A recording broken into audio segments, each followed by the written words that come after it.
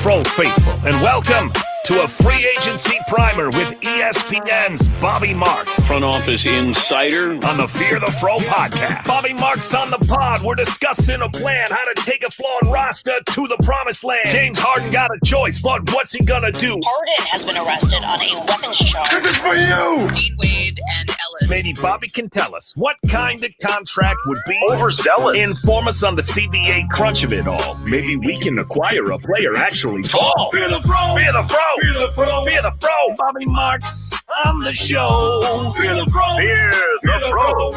Let the cap talk flow. Donovan Mitchell. Donovan Mitchell. Extension in view. Second apron problems. What you gonna do? Give us a 5-star rating immediately. Bro, can you keep it down? I'm taping, buddy. Welcome to the Fear the Fro podcast. Joining me today, you heard the intro. It's Bobby Marks back for the second time on the Fear the Fro podcast. Thanks for taking time out of your day, Bobby. I really appreciate it. That was some intro. Thank you. My son made his little cameo at the end. I heard that there. I miss those. Well, I don't know if I miss those days of. I miss having young kids. You know, now you got teenagers and 20-year-olds and stuff. It's a different adulting, I would say. Parenting. Yeah, I didn't know how I felt. We thought we were one and done. I have a 2-year-old and now I have a newborn. And so my life at present is the 2-year-old won't be in the room with the newborn without throwing a fit. So that's the tough part to juggle. It's constant divide and conquer. But I look forward to the days when they will coexist. Yes. Yes. Okay, so I wanted to talk to you today because the Cavaliers, they've seen massive regular season success. Yeah. But they haven't ultimately achieved the goal that I think a lot of people have hoped for, that being this iteration of the Donovan Mitchell era, resulting in playoff success. All the teams amongst them since that trade, Denver, Boston, Oklahoma City, the teams that have accumulated the most wins, all have titles except for them. Yeah. We're at this crossroads of sorts. With Donovan Mitchell and extension looming, I think that's a logical place to start because what I wanted to talk to you about was the avenues available to Donovan Mitchell, the different things that he can do, and what you expect to happen with the Cavaliers. And I think the first thing I wanted to discuss is there are two scenarios, and your cohort there at ESPN, Brian Windhorst, talked about it. This is what he most recently had to say about what his expectations are for Donovan Mitchell. I think the Cavs and Donovan are in a very good place. I think everybody should be prepared for the eventuality that he does not extend. He is in maximum control, maximum benefit, maximum choice, maximum leverage situation.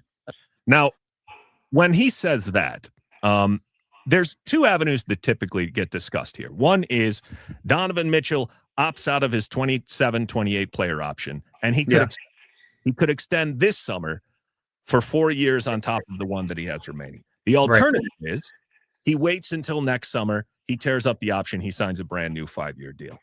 Can you explain from a cap perspective why there's such a dramatic difference between those two avenues and why Brian is so confident that he will choose to wait?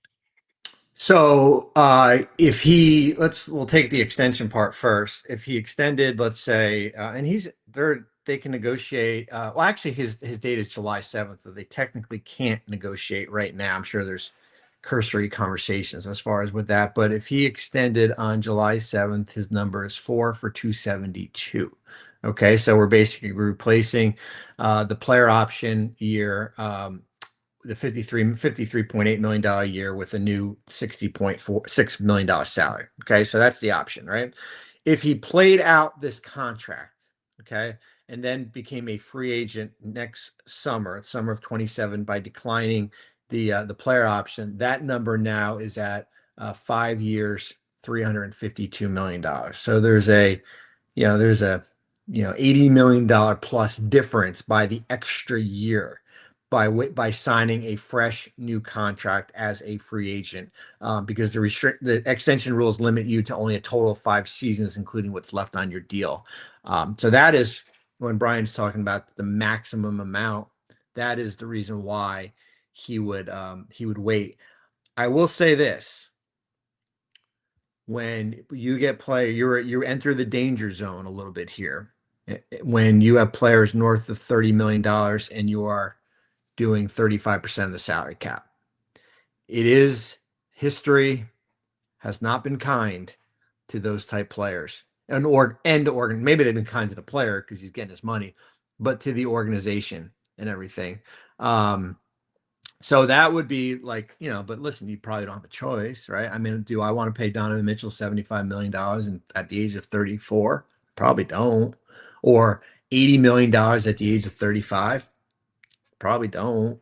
But sometimes that's the situation that you are in, and the alternative is basically like saying goodbye to him. Can So, we talk about that a little bit though? or you Because negotiate. Maybe you draw a hard line and negotiate. There, you can. how easy What the is that to do, CBA's, though? yeah. Well, I mean, what the CBA has done is has made you negotiate because of the apron rules. I mean, you see what happened in New York with Brunson and taking less, and Mikal Bridges. The CBA, there are a select few that you will write a blank check for. Is he part of that group of few? I mean, that's for Cleveland to figure out as far as where I think the hardest thing is like, all right, you give him 4 for 272 or 5 for 352. What else are you going to be able to add? Who are you going to lose because of that?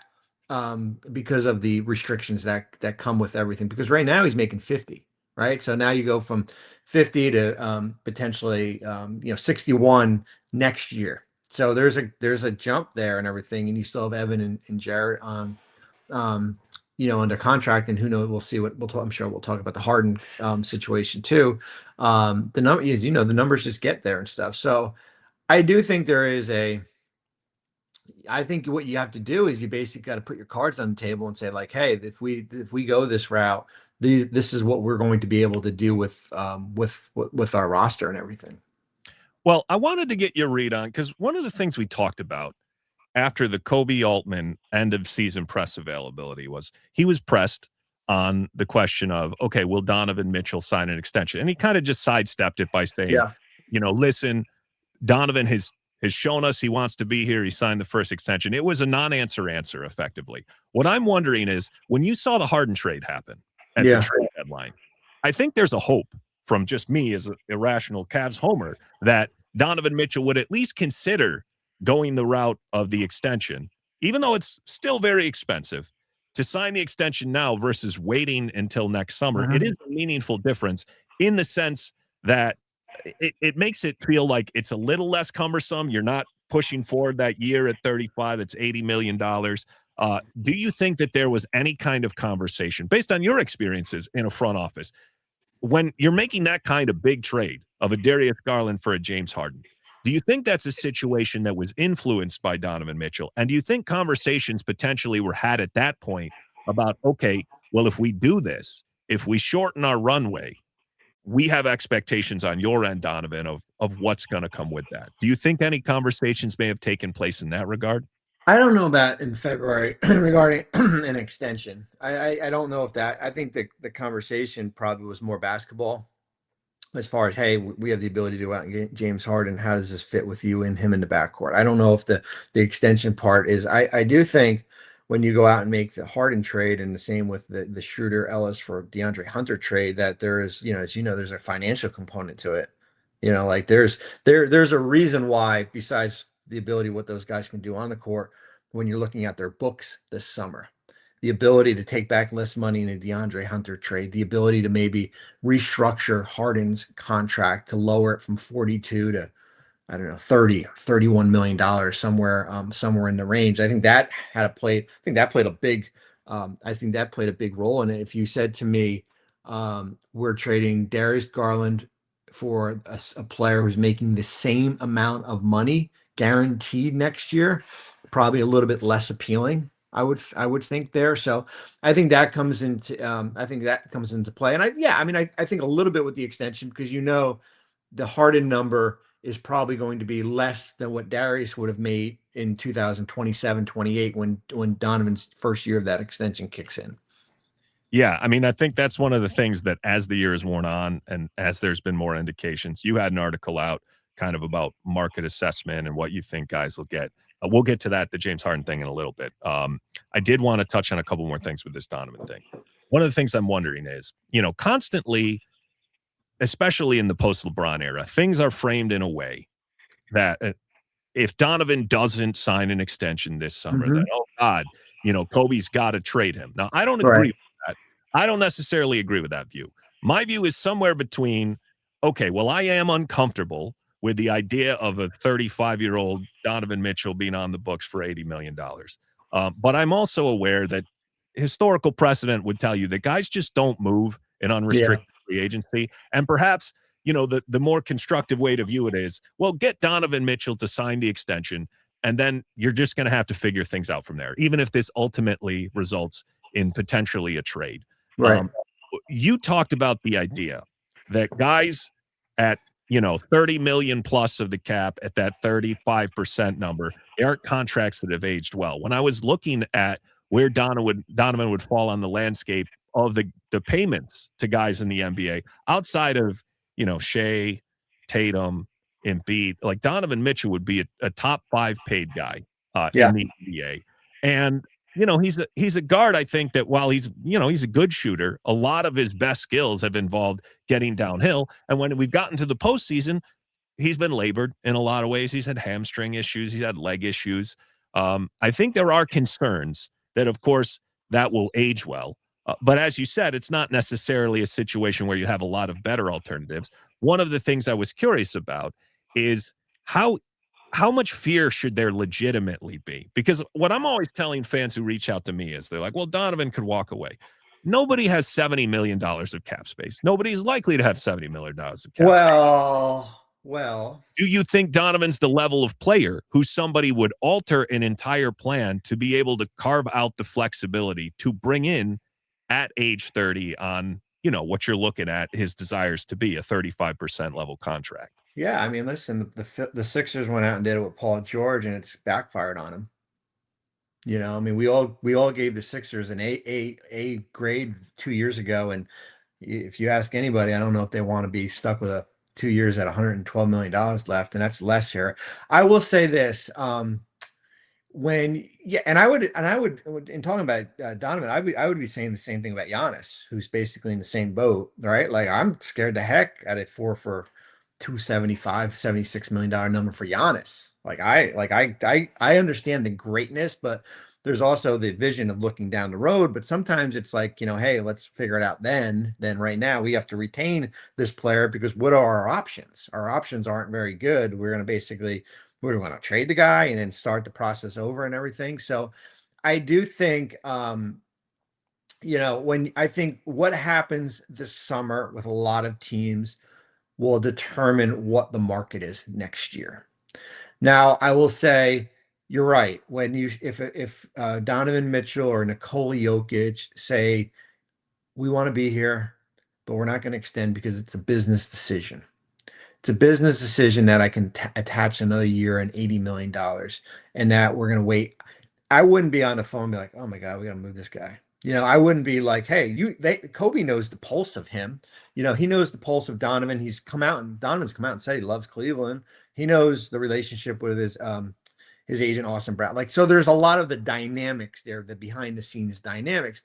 Now, what I would be concerned about a little bit, and you have to be, it's human nature, is like, what happens if we don't get out to a good start? What happens if 16 teams have cap space in the summer of 27? And there's a possibility, based on what happens this summer, we could see the market becoming a lot better, and maybe free agency becomes more populated with all-stars out there. I'm not saying that's going to happen. So there is that 5 to 10%, a little bit of fear with that. And that's going to probably be with any of these players here. I mean, who knows what happens with Towns in New York and Jokic and all that's here. So there's that part of it here. But you're right. I mean, the ability to change teams in free agency, high-level players, it doesn't happen.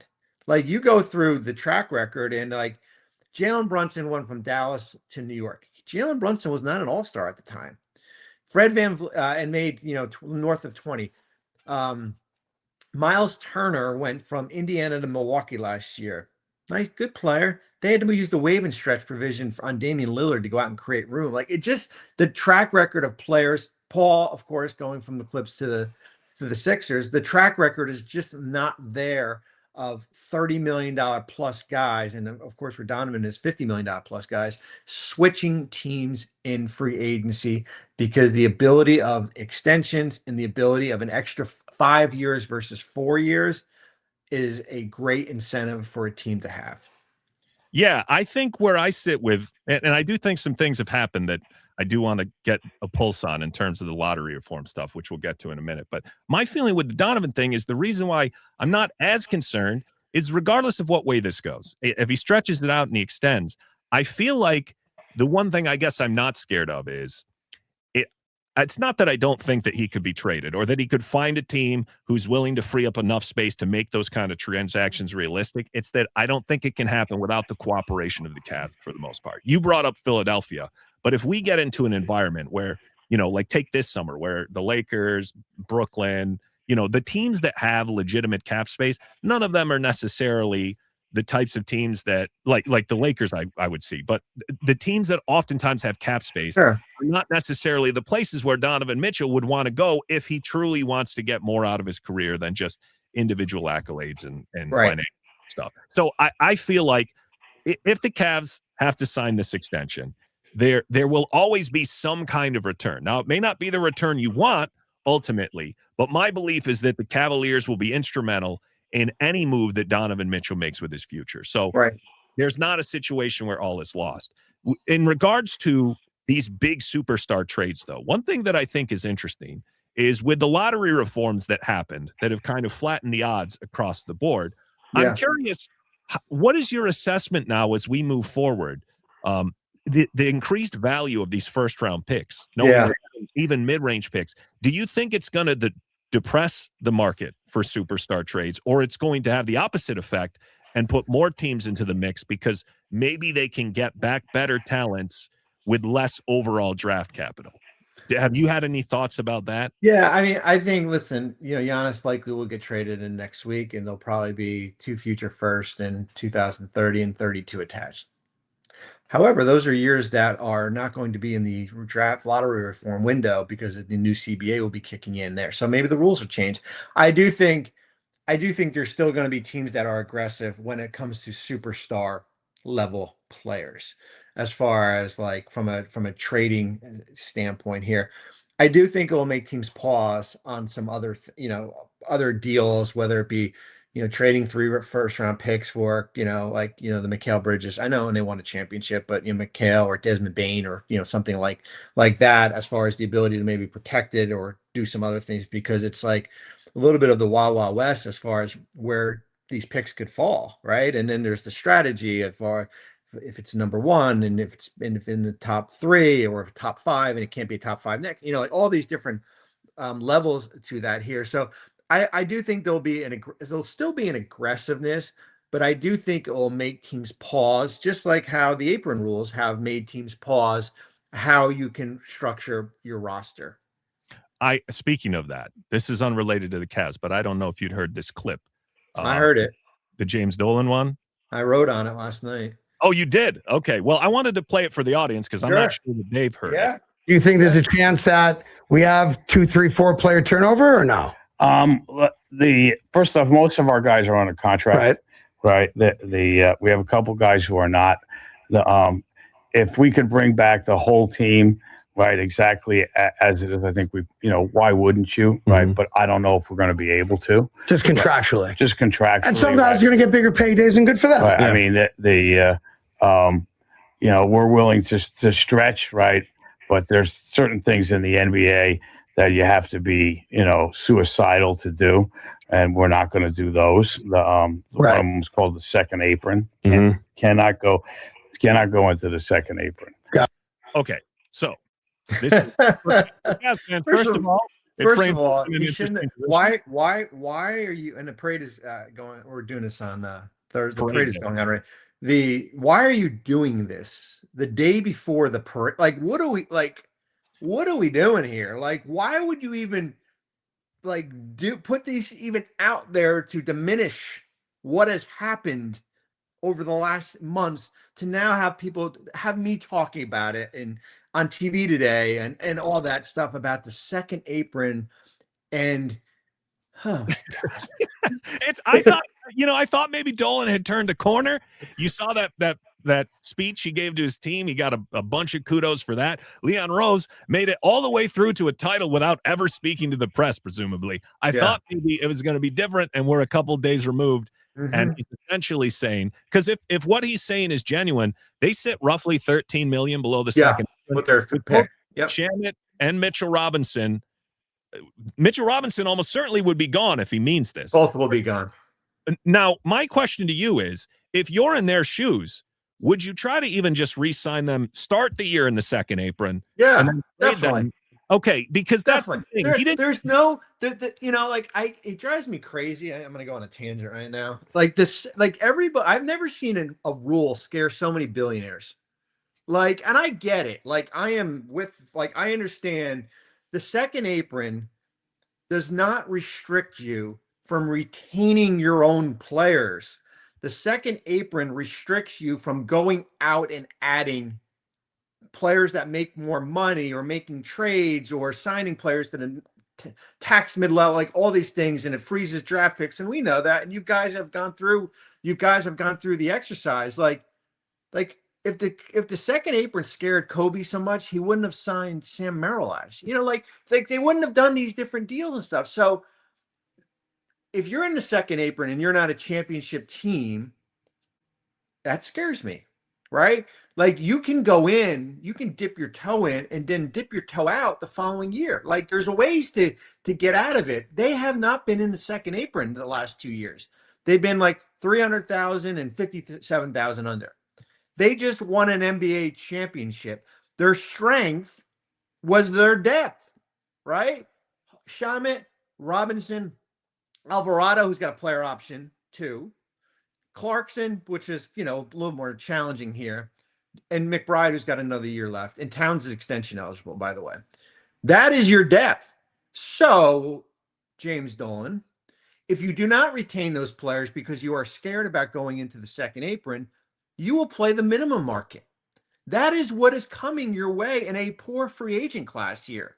So it drives me crazy that and I will make a friendly wager that Landry Shamet and Mitchell Robinson will be a New York Knick.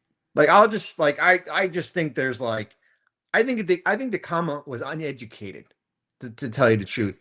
So it's we can't be a second, come on, man. What are we doing, right? So listen, if they lost in the first round or second round, and he said we can't. Hey, I'm with you. I'm with you. Cleveland's not going to be in a second apron this year. Come on. To speak to that point that you said, though, and I think that's an important thing for Cavs fans to remember too, is that it doesn't keep you from retaining your own people. And one of the things I see amongst Cavs fans a lot is we have this discussion about the small forward. And Dean Wade filled that role, and some people were happy, some people are unhappy. I think more people are unhappy because they just set against the backdrop of the starters. They want somebody who's a little more of a contributor on the offensive end. But what I've always felt is, especially when we're at this position, where we're in the second apron, with what happens with Harden, there's a good chance we'll be under it. But you don't have replaceability in the sense of you may not be happy with Dean Wade, but you have to pit that against the alternative of what you could acquire either through the draft or on the minimum market. And a lot of times those deals are super uninspiring. Now, you had an article earlier in the offseason that was talking about what your expectations were for. It was sort of a hypothetical exercise of this is what I would offer to these people on these teams.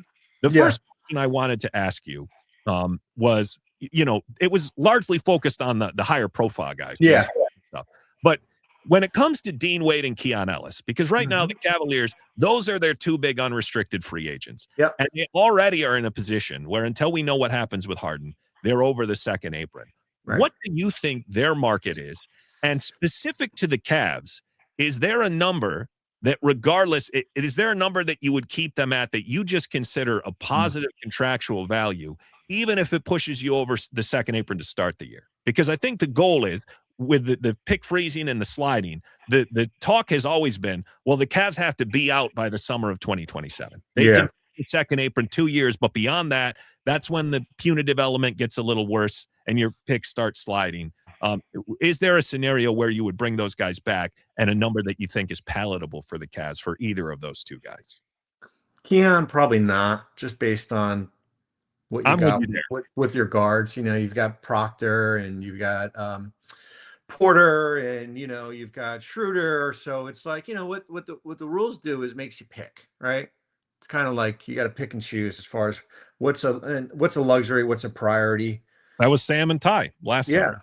Dean is a little more interesting, and I think a lot, as you said, like a lot of it's going to be determined what happens with the Harden number, right? Like where are you financially and stuff? And he's a guy that started and is a guy that's got value. And what do you do at with your first round pick?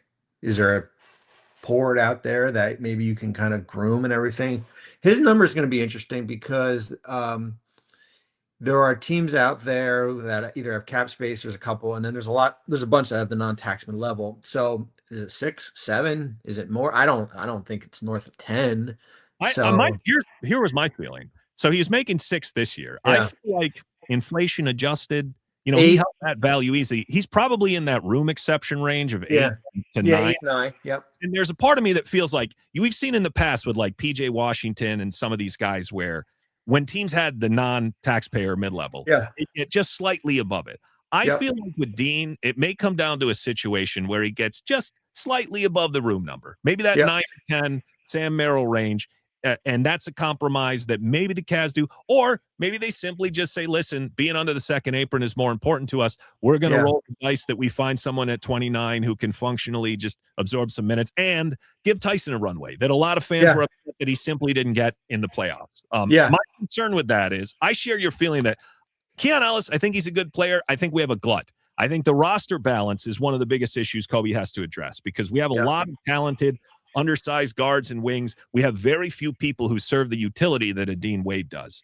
So I look at teams like, the Lakers, Phoenix, some of these squads, and I saw, Michael Scotto wrote something that essentially the language of his commentary was, there's a lot of teams with the full non-taxpayer mid-level exception available who have interest in Wade. I think there's some nuance to that in understanding that he's not saying that they'll commit the full mid-level to Wade. That number and where it comes may very well determine whether or not Dean Wade is back. But my feeling is with the construction of the roster as it is, whether they keep Dean Wade or not, that archetype is something that has to be addressed for the Cavs. And even if they kept Dean, I think it would behoove the Cavs to double dip on that in the draft and try to bring in somebody who can guard bigger wings and be sort of rotational, a counter to a Mobley and an Allen that hopefully eventually could make Dean Wade's number a little less critical than it is. No, I mean, that's a good point. I mean, I think, Luke Cornett gets 11 from San Antonio last year. So you're right. Teams are more reluctant to spend the whole amount because you can split it up into multiple different players and everything like that. I think you've got teams like Chicago that has to spend 90% of the salary cap. You've got Brooklyn. Who knows what happens with the Lakers? There'll be a bunch with room. And then I think there's 10 or 11 that have like the non-tax, which is 15 million. So you're basically going from there and everything. So I think he'll get, as you said, probably 8, 9, maybe a team pays him a little bit more because you get a team option in year 2 or something like that here. So, and then that's the decision that Cleveland will have to make. And, even if, let's say Harden gives back, if he gives back 12, now you're 9 under the 8, so it's all about kind of like a balancing act as far as, where you are and everything. But as I said, it's like, it makes you choose. Oops. Yeah. So to that point, I wanted to speak a little bit about cap growth. Now this is a bit in the weeds, but the reason why I think I've been thinking about it more as a Cavs fan is I'm sure you followed some of the news about how some of the regional sports networks, they bankrupted this year, and the Cavs were amongst those 13 to 14 teams who were impacted. Now, not to get too into the weeds for Cavs fans, but the salary cap is not a fixed number. It changes year to year, and it can grow as much as 10%, which is very relevant in discussions about what Donovan Mitchell will cost the Cavs. But this year, while initially people thought it was going to grow larger than it did, it ended up growing just shy of 7%, I believe. Was it's like 6.7, I think, maybe somewhere around there. 6.8. Yeah, 6.7 exactly. The anticipation is that the cap number at 165, it could grow next season into 27-28, all the way to, like, if that 165 number proves to be accurate, up to about 182 million. Now, my curiosity is this: as somebody who spent so many years in a cap environment, professionally before you got into the commentary stuff, is basketball related income that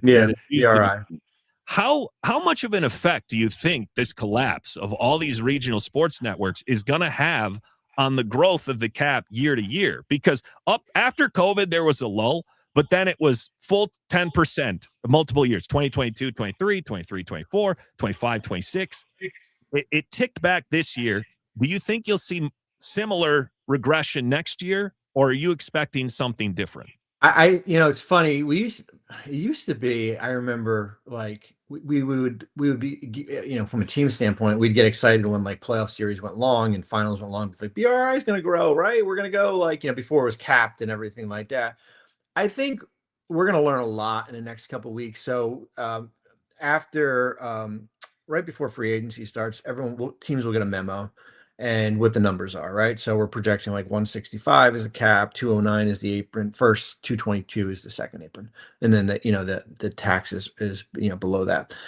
In that memo will be what projections are for 27, 28.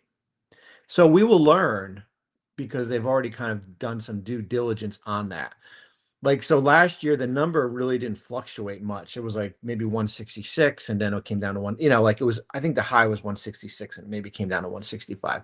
So we're going to learn about that 27, 28 and the impact as far as regional sports networks, or maybe there's additional revenue growth that can bump that up to higher than 6.7%, or, I'm more conservative with when I do cap projections. Like, I'm just like, hey, let's just do 6%, right? And if there's an uptick and everything like that, we'll kind of adjust it from there and everything. So as I said, I think we'll have a good idea in the next couple of weeks as far as what that projection number could be, because that's kind of going to be an idea, not just for 27, 28, but kind of moving forward. I think it's interesting because I don't know how much the fan realizes it, but depending on when your guys sign contracts, a lot of times what you can find is, because from the moment you sign the contract, basically the remainder of it, the 8% jumps, if it's a team, that's anchored off that original number. So the fact that you almost kind of want guys to sign coming off of a down year of cap growth, because it positions you to have signing a guy right after a 10% jump. Well, a good example is like Shea. So Shea right now is still in his rookie extension, which was signed, I think, post-COVID, I want to say, when like the cap had flattened. And Shea's, and this is the last year, and then his Supermax kicks in 27, 28. Shea's making 23% of the cap. Yeah. I mean, it almost makes room for next season to be a season of regression, so that even if there's full 10% jumps, if Donovan signs before those hit, it'll make his future tradability seem a little bit more viable, even though the age stuff is going to be working against him. I think we should get into the James Harden stuff, because that's that's really going to set the stage for everything. Now, I'm going to add something to the stage here. This is for the sake of, let's see how I'll remove this, pop this up. All right. So I have built this little, cap sheet manipulator thing here in order to come up with different scenarios. Now, you had an article where you said James Harden 2 for 56. My first question, my first thought was the agent going to call me and yell at me, which that did not happen here. And so, I mean, okay, go ahead with your question. Well, my question, and when you wrote the article, was I was wondering if you were writing it based on, this is what I perceive their on-court value to be, independent of the team construction, or if that's more of a predictive thing of, this is where I think it was going to land. I think I took the team component into it, as far as where fitting the number and all that, like some of the, like, so yeah, like the same with like when we did LeBron, right? Like, people were like, I wouldn't, she should get more for, and then one for 30 million or whatever. And I'm like, well, you got to look at like there's circumstances that come with it and everything like that. Yeah. I mean, Harden is interesting because, it's an interesting contract. It's a rare contract where there's a player option, but it's also non-guaranteed. So even if he had opts in, the contract is not fully guaranteed. I am anticipating him to decline the option, and then of course them reworking out a new deal and everything like that. I would think should have been, or there probably was a conversation in February when you make the trade, as far as, hey, what is the future? What is the number going to look like potentially in 26, 27 here? So like, the 42.3, where does it go to? Is it 31? Is it 30? I think, what's year two? Is year two a player option? Is there fully guaranteed? So I think there's a lot of different structures that you can look at with Harden there. Well, and I wanted to speak to that. At the time of the trade, my expectation was James kind of had us over a barrel now. And I was panicking about, okay, he's going to get 3 for 100, 3 for 105. I was thinking it'd be 35. Now, when I saw your article, I was a little giddy, Bobby, because part of me was like, well, Bobby's a tastemaker. Maybe he can get this ball rolling, and we can get that number down to something more palatable, because it shifts my whole perspective on the trade. Two things shift my perspective on the trade. One is, if that number is closer to 30 than it is 35, that's a meaningful give back. I think at the time of the trade, my mindset was we're looking at least an average annual value of $35 million. So if it comes closer to 30, I think that's great in of itself. But maybe more importantly is so much of the talk this offseason has been about a 2-year deal, not a 3-year deal. So if we come away with a 2-year deal or a 2+1 where it's a team option, I think that's a lot more palatable. Or even a scenario like he's on now, where it's a very minimal guarantee on a final year. Let's do some cap. So I have numbers on the screen, which for those of you listening on the podcast, I would say go to the YouTube and watch this, because this is going to get dense enough that you're going to want to see the visuals. But what I've done is I've plugged in the draft pick rookie salary slot. I've plugged in a couple minimums, and it puts the Cavs roughly $9 million over the second apron before they do a thing with James Harden. So now I have decided to plug in Bobby's assessment of, the 2 for 56, which would bring looks a lot better, doesn't it? Yes, it does. It puts them with $5.5 million, $5.6 million, $5.7 million of space. Now that is with no Dean Wade, no Keon Ellis, just ring-chasing veteran minimums that I've plugged in, and whoever we draft with the 29th overall draft pick, which presumably would be a Dean replacement. So that gives you a little bit of room. It's not quite, that's just room for the space, not functional room in the sense that you can do anything with it, but it opens up the ability to do the aggregation trades. It brings down your tax hit substantially, which you can see all that stuff changing if you're inclined to watch the YouTube video version of this. I wanted to go through another scenario. This is a doomsday scenario, Bobby, where I looked at the possibility, and I don't see this one talked about a lot, so I wanted to put it out into the world.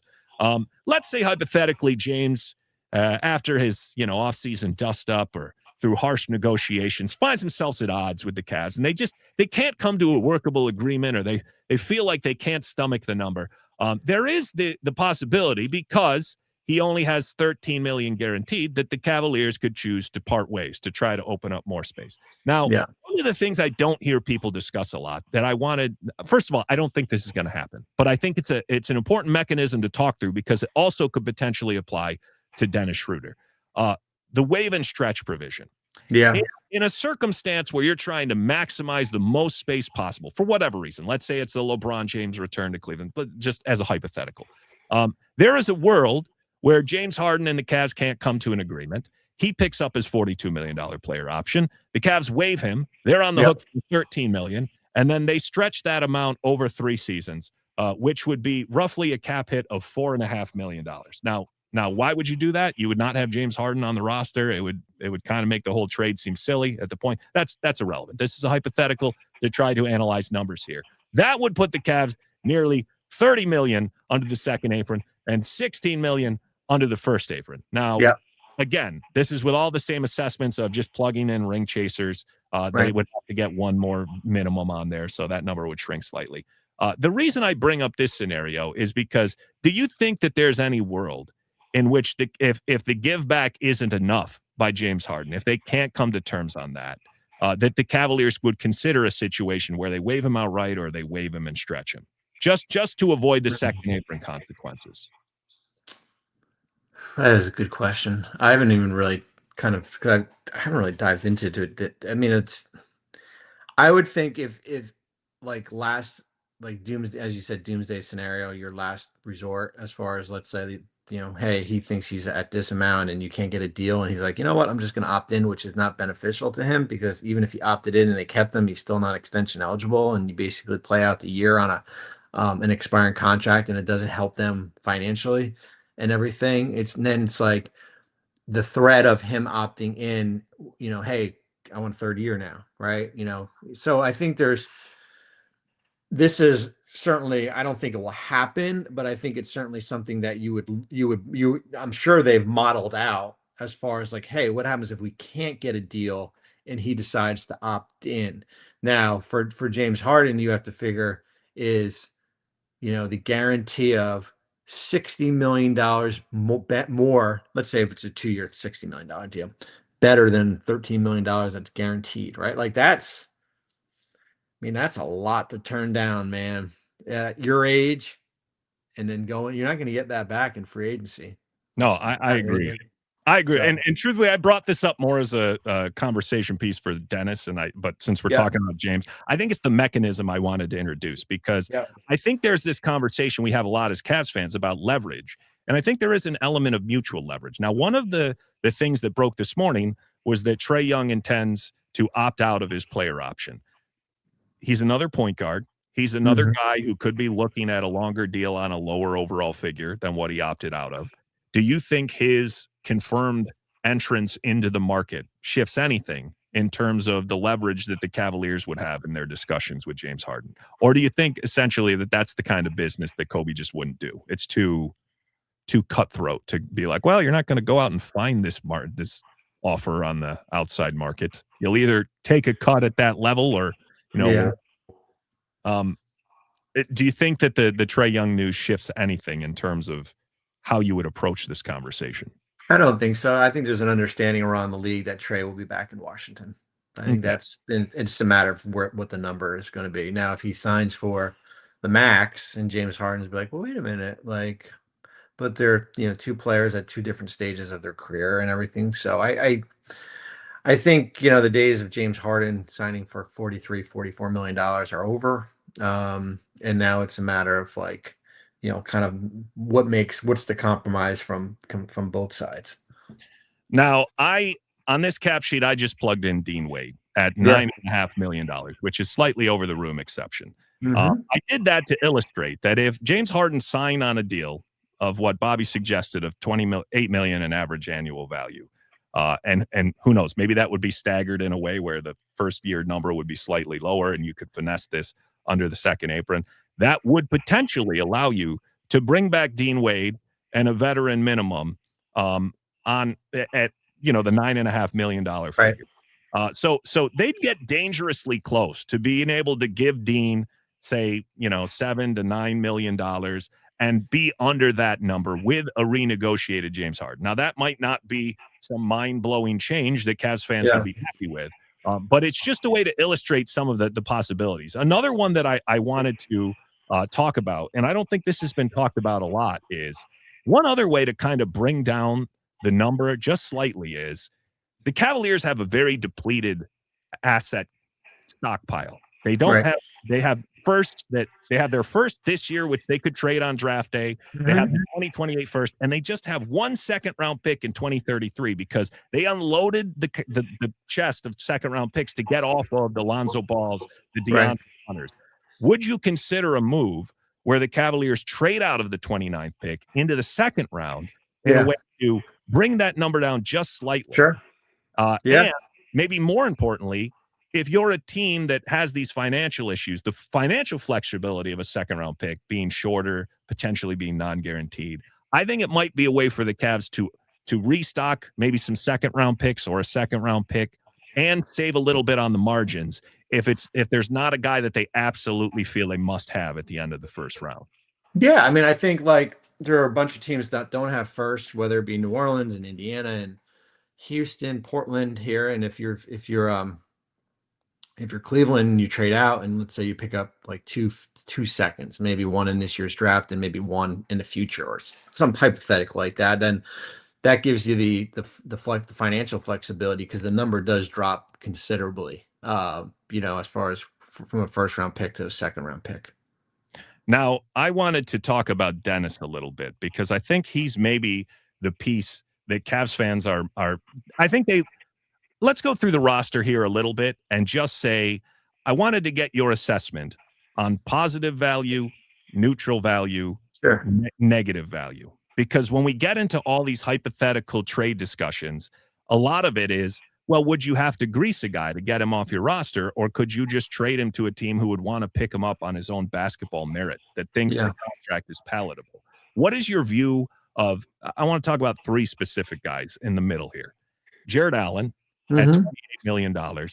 Yeah. My perception is that's a positive value contract. Correct. Yeah. That you share that feeling? I do.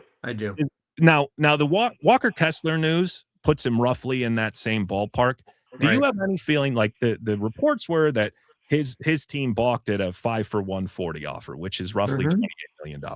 Do you think the market for bigs is going to move back towards, what we saw 10 years ago, where they were kind of the running back of the NBA? They were getting squeezed more. I think it's gone the other direction over the last few years.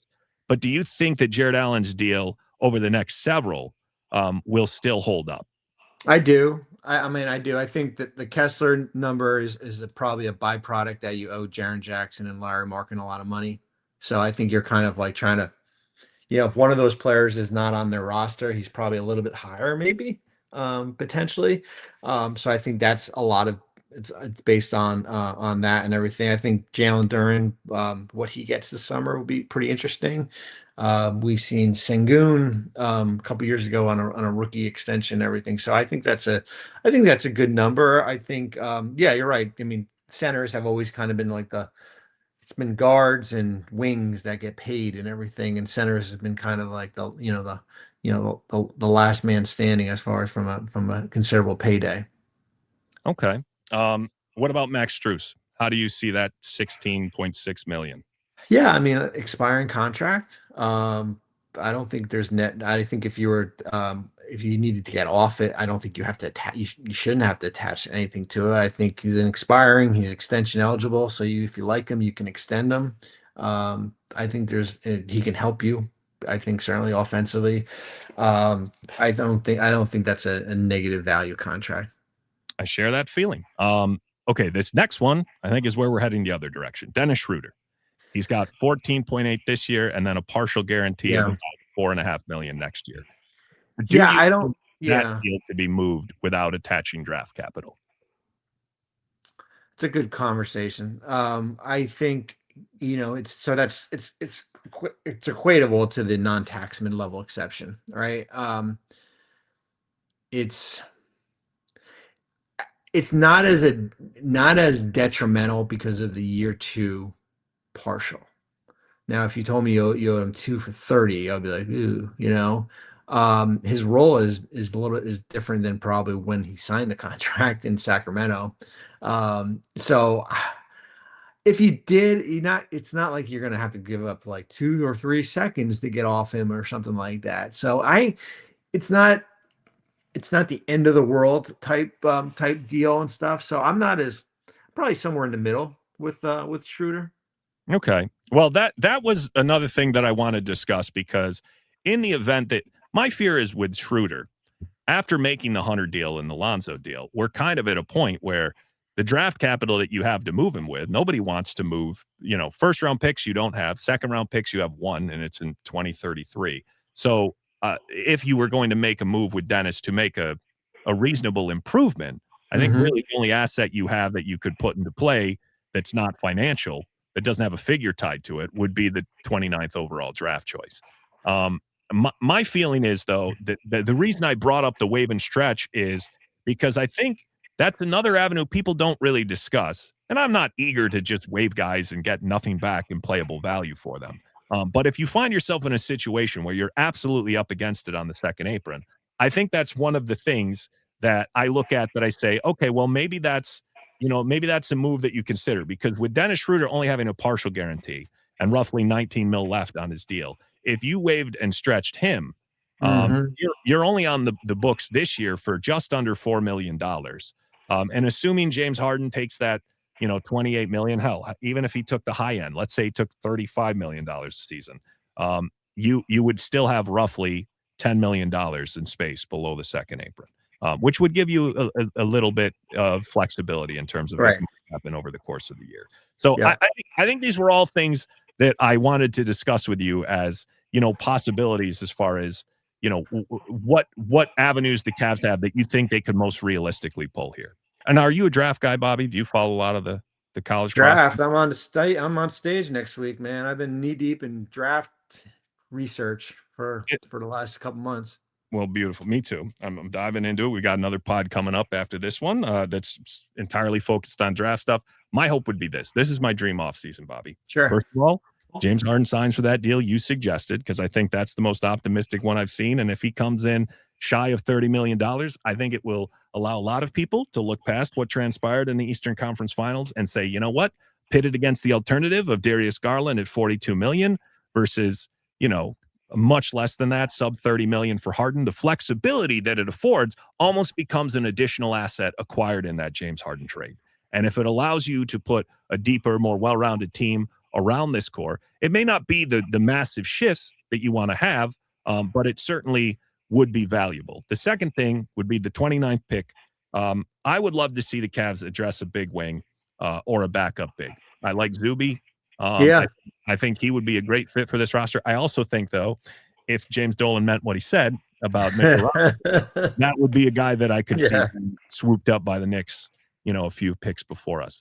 The last thing that I would say is I wanted to get your feel. I haven't indulged too much of the Giannis LeBron stuff because my take on the LeBron stuff is it's all, this 10-year reunion and putting out all the social media. I look a lot of as negotiating essentially through social media. I don't have any expectation that LeBron James really has any intention of leaving LA or giving back the level of money he would have to get to Cleveland. Do you kind of fall in line? I fall in line with that. I think, and Brian Windhorst has said this recently. I think all signs point to him going back to the Lakers. Now it's a matter of what the number is going to be. Is it 25? Is it 30? Is it, where does it fit in the pecking order of how to add to the roster and everything like that? So I would be surprised if he walked in to Cleveland at the $3.8 million veteran minimum exception. I as well. Now, Bobby, when you were with the Nets, your front office, they were aggressive. They chased titles. They went all in on big trades. And that brings me to kind of the Evan and Giannis stuff. My expectation is, just like you said earlier in the pod, I don't think it's a viable trade. It sounds like it's down to Miami and Boston. But in a world where the Cavaliers had been holding back Evan and they hadn't made him available, and they went to Milwaukee and said, you know what? Yeah, we would consider that move. First question, do you think that's a move you would do if you were in the Cavs' shoes? A deal constructed around a Mobley and Giannis centerpiece. There'd be other pieces, of course, but that is the crux of it. And secondarily, if you would do that, or if you wouldn't do that, what would be the rationale? It's a big swing, man. It's a big swing. Certainly, where a little bit of change of roster. Man, there'd be some major cap mechanics that you'd have to go through with a deal like that. I would probably lean more towards it. Well, at least entertaining it. I wouldn't say like yes, but at least entertaining it, because I do think as far as where you are roster wise, it's like, is this as good as the group is going to get? I don't know. You get to a conference finals, but you get swept in it, but man, it's a hard one. That's a hard one. You're basically Donovan and Giannis are your two guys, right? Like that's your foreseeable future. And of course, and you got to make sure he's extending too. Like you're not doing that for him coming in on a 1-year flyer and everything. Well, I think where I land on this is somewhat. There's a part of me. Here's the cons, in my view. I think Evan Mobley is. I think one of the problems we've had in the postseason is defensively, quite frankly, and I think Mobley is a floor raiser there, where people may have complaints about him not reaching the offensive ceiling they imagined him to, or him not being assertive enough in the offense. But I do think there's an element of taking for granted how much he props up the defense consistently in a way that's not necessarily quantifiable with numbers. I think there's always a risk when you get into these conversations about a Giannis or a LeBron or these aging, ball dominant players, that you're kind of playing 2K to some extent. And that you're not necessarily like, I think what was so great about the Knicks is they complemented one another so well. And this is the case of the Pacers or any of these teams that win a title. They don't win on brand name appeal necessarily. The new NBA is putting together a deep, cohesive unit. And I think this works in the opposite. Now, in the why not camp for me would be, you know what, if you're going to commit to 300 plus million to Donovan Mitchell, at that point, it's almost like a sunk cost thing. It's like you pulled the trigger on the Harden deal. He doesn't have any long future runway of expected growth or improvement. You're going to potentially pull the trigger on a maximum 35% extension for Donovan Mitchell that'll carry him into his mid 30s. At that point, I don't feel like there's as much risk because the outcome is likely not going to work regardless. So then you're just syncing up timelines of disappointment to some regard. But I think the one area that doesn't get explored enough, and this happens to be your area of expertise, is just simply people haven't even evolved to the point where they're looking at the cap ramifications of a guy. It's huge. It would make you even thinner. It would make you even thinner than you already are now. So, Bobby, I can't thank you enough for your time. I appreciate you coming on and talking through all this stuff with me. And if you don't follow Bobby at BobbyMarks42 on Twitter, of course, all of his work on ESPN. What's the 42, by the way? Is there? That's my football number. Oh, okay. I wondered. I was curious when I saw that. So you should follow his work. He has primers up for every team, which have been massively useful to me as we do this, as well as the one for the Cavs, which he told me he recorded from the lobby of a Nashville hotel. So you should check that out, Cavs fans. And for those of you who've listened to the podcast, thank you. Please consider leaving a 5-star rating and review. Coming up, we have some draft preview stuff in the aftermath of this. But Bobby, I appreciate you doing this every year. I appreciate it. Thanks for having me on here. Yeah, I really enjoy it. Bobby Marks on the Fear the Fro podcast.